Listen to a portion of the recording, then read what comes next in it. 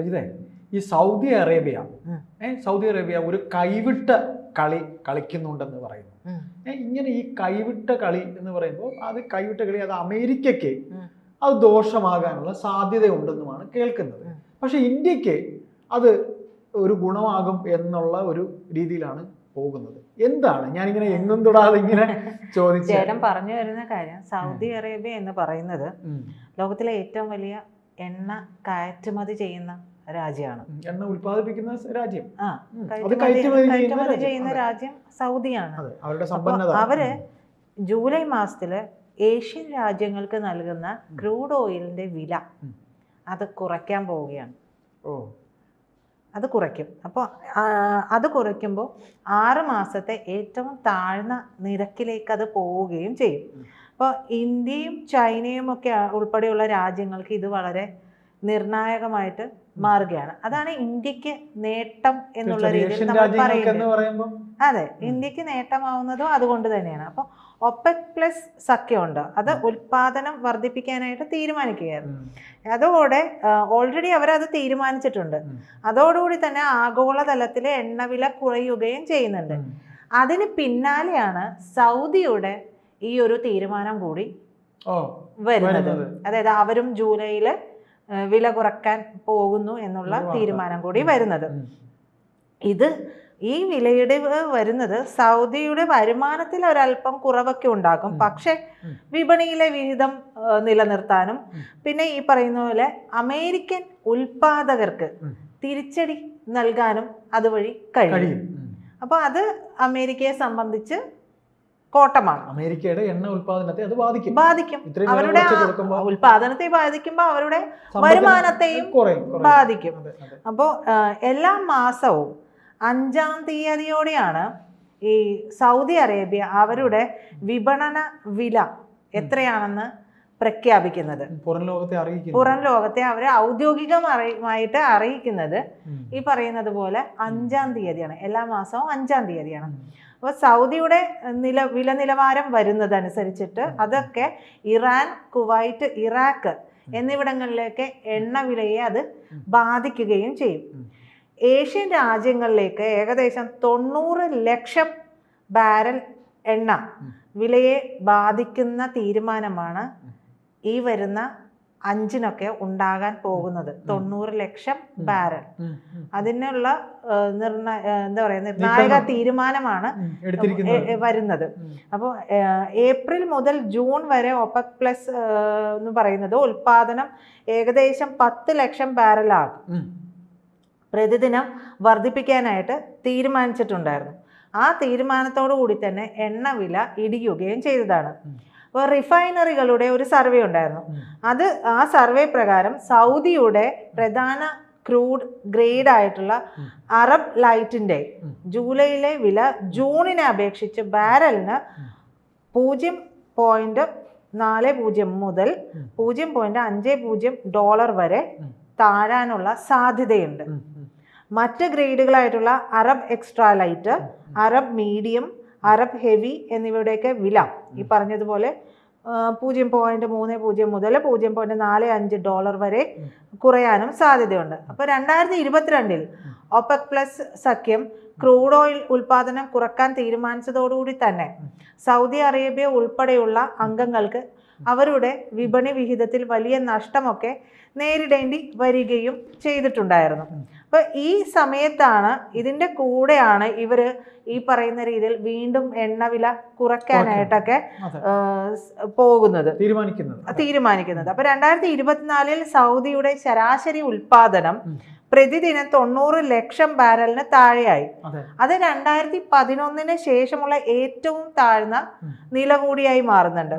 അപ്പോൾ ഈ സാഹചര്യത്തിലാണ് വിപണി വിഹിതമൊക്കെ തിരിച്ചു പിടിക്കണമെന്നുള്ള അവരുടെ ഒരു തീരുമാനത്തിന്റെ പുറത്ത് ഉൽപാദനം വർദ്ധിപ്പിക്കുന്നത്. 2025 ജൂലൈയിൽ 4,11,000 ബാരൽ എന്ന നിലയിലേക്ക് പ്രതിദിന ഉൽപാദനം വർദ്ധിപ്പിക്കാൻ ഒപെക് പ്ലസ് ആലോചിക്കുന്നു എന്നുള്ള റിപ്പോർട്ടുകളൊക്കെ ആവശ്യക്കാരുടെ എണ്ണം കൂടാനുള്ള സാധ്യതയാണല്ലോ സ്വാഭാവികമായിട്ടും.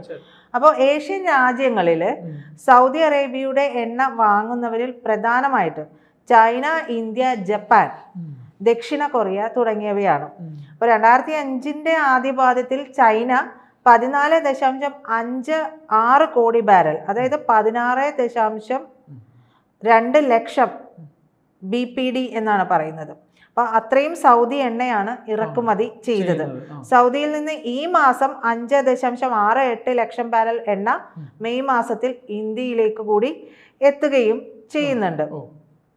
അപ്പോൾ ചൈന വാങ്ങുന്നതിന്റെ പകുതിയൊക്കെ നമ്മൾ വാങ്ങുന്നുള്ളൂ അല്ലേ? 16ഒക്കെയാണ് ചൈന വാങ്ങുന്നത്. അതെ. അപ്പോൾ നമ്മൾ വില കുറയ്ക്കലും ഉൽപാദന വർധനവും ഒക്കെ സൗദി അറേബ്യയുടെ സാമ്പത്തികമായിട്ടുള്ള സ്ഥിതിയെ കുറച്ച് കാലത്തേക്ക്, വളരെ കൂടുതൽ കാലം എന്നല്ല, ഇത് വരുന്ന ആ ഒരു ടൈം ലിമിറ്റിനുള്ളിൽ തന്നെ അത് ബാധിക്കാനുള്ള സാധ്യതയുണ്ട്.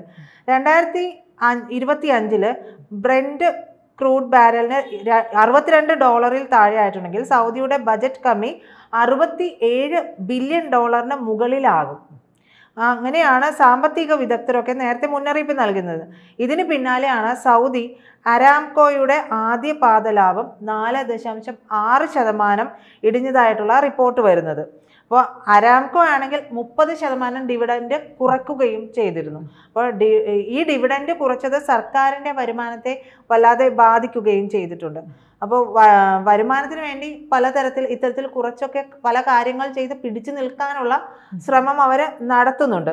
പക്ഷേ അപ്പോഴും പലതരത്തിലുള്ള കാര്യങ്ങൾ ചെയ്ത് ഇതൊക്കെ നിലനിർത്താൻ ശ്രമിക്കുമ്പോഴും സൗദിയുടെ പ്രധാനപ്പെട്ട വരുമാനം എന്ന് പറയുന്നത് ഈ ക്രൂഡ് ഓയിൽ വിൽപ്പന തന്നെയാണ്. ആ സൗദിയുടെ വരുമാനത്തിന് 62% ക്രൂഡ് ഓയിൽ വിൽപ്പനയിൽ നിന്ന് ലഭിക്കുന്നത്. ഇതെല്ലാം ഉണ്ടല്ലോ, ഈ അരാംകോയുടെ ഡിവിഡൻഡ് കുറച്ചത്, അങ്ങനെയുള്ള കാര്യങ്ങളും പിന്നെ അവർ വില കുറയ്ക്കാൻ പോകുന്നതും എല്ലാം തന്നെ അമേരിക്കയുടെ ഷെയിൽ ഓയിൽ ഉൽപാദകരെ ഇപ്പോൾ തന്നെ ബാധിച്ചു തുടങ്ങിയിട്ടുണ്ട്. അപ്പോൾ വരുമാനവും ഉൽപാദന ചെലവും തമ്മിലുള്ള അന്തരം കുറഞ്ഞതോടുകൂടി ഷെയിൽ ഉൽപാദകരൊക്കെ തന്നെ വലിയ തോതിൽ ഡ്രില്ലിംഗ് പ്രവർത്തനങ്ങൾ കുറയ്ക്കുന്ന രീതിയിലേക്കാണ് പോകുന്നത്. അപ്പോൾ മറുവശത്ത് സൗദി അറേബ്യയുടെ ഈ നീക്കം ട്രംപിൻ്റെ ലോ പ്രൈസ് നയത്തിന് അനുകൂലവുമാണ്. പക്ഷെ എന്നാൽ വില കുറയുന്നത് ഉപഭോക്താവ് എന്ന നിലയിൽ അവരെ ഗുണകരവുമാവും എന്ന് പറയെങ്കിലും ഇവരുടെ ഉൽപാദനം കുറയുക എന്നുള്ളത് അവരെ ബാധിക്കുന്ന ഒരു കാര്യം തന്നെയാണ്.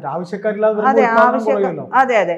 അപ്പോൾ അത്തരത്തിലുള്ള കാര്യങ്ങളെല്ലാം തന്നെ വരുന്നുണ്ട്. അപ്പോൾ ഈ പറയുന്ന സൗദിയുടെ എണ്ണവില കുറയ്ക്കൽ എന്ന് പറയുന്നത് ഇന്ത്യയെ സംബന്ധിച്ച് എണ്ണവില കുറയുമ്പോൾ നമുക്ക് ഒരുപക്ഷെ കൂടുതൽ അവരിൽ നിന്ന് വാങ്ങാനുള്ള സാധ്യത കൂടി വരുന്നുണ്ട്. അതെ.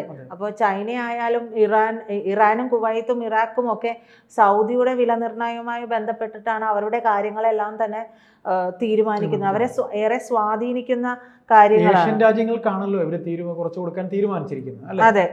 ഈ ഏപ്രിൽ മുതൽ ജൂൺ വരെ ഒപെക് പ്ലസ് സഖ്യം ഉൽപാദനം ഏകദേശം 10 ലക്ഷം ബാരൽ പ്രതിദിനം വർദ്ധിപ്പിക്കാൻ തീരുമാനിച്ചിട്ടുണ്ടായിരുന്നു. അതും ഈ പറയുന്ന എണ്ണവില കുറയുന്നതിന് വളരെ ഗുണകരമായി മാറുകയും ഒക്കെ ചെയ്തതാണ്. റിഫൈനറികളുടെയൊക്കെ സർവേ പ്രകാരമാണ് അത് നമ്മൾ പറയുകയും ചെയ്തത്. അത് പ്രകാരം ഈ ക്രൂഡ് സൗദിയുടെ ക്രൂഡ് ഗ്രേഡ് ആയിട്ടുള്ള അറബ് ലൈറ്റിന്റെ വില കൂടുകയും ഒക്കെ ചെയ്തതാണ്. അതെല്ലാം തന്നെ ഈ പറയുന്ന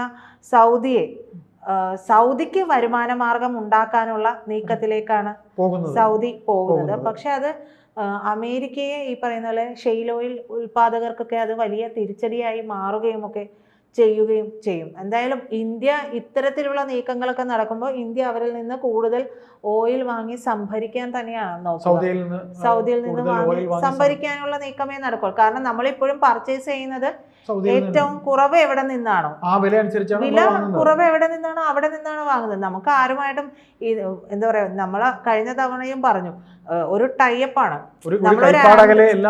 എല്ലാവരെയും നിർത്തുന്നത് കൊണ്ട് തന്നെ നമുക്ക് എവിടെ നിന്ന് നമുക്ക് എന്തായാലും അമേരിക്കൻ അടുത്ത് പോയത് വാങ്ങേണ്ട കാര്യമൊന്നുമില്ല. നേരത്തെ തന്നെ ഇങ്ങനെ ഒരു സൗദിയിൽ നിന്ന് വാങ്ങുന്ന ഒരു തീരുമാനം എടുത്തിട്ടുണ്ട്. അതുണ്ട്. പക്ഷെ പർച്ചേസ് ചെയ്യുമ്പോൾ നമ്മളിപ്പോ അങ്ങനെയാണല്ലോ, ഓയിലിന്റെ നിലവാരം, അതെ, ഓയിലിന്റെ പിന്നെ തരംതിരിച്ചെടുക്കുന്നത്. അതെ, ഓയിലിന്റെ നിലവാരവും ആ നിലവാരമുള്ള സാധനം എത്ര വില കുറച്ച് കിട്ടുന്നുണ്ടെങ്കിൽ അവിടേക്ക് എന്താ പറയാ വാങ്ങുന്നവർ പോവുക എന്നുള്ളത് പോകുന്നത് സാധാരണയാണ്. അതുകൊണ്ട് തന്നെയാണ് ഇന്ത്യ ഒരുപക്ഷെ അവിടെ നിന്ന് വാങ്ങാനുള്ള സാധ്യത കൂടുതലാണ്.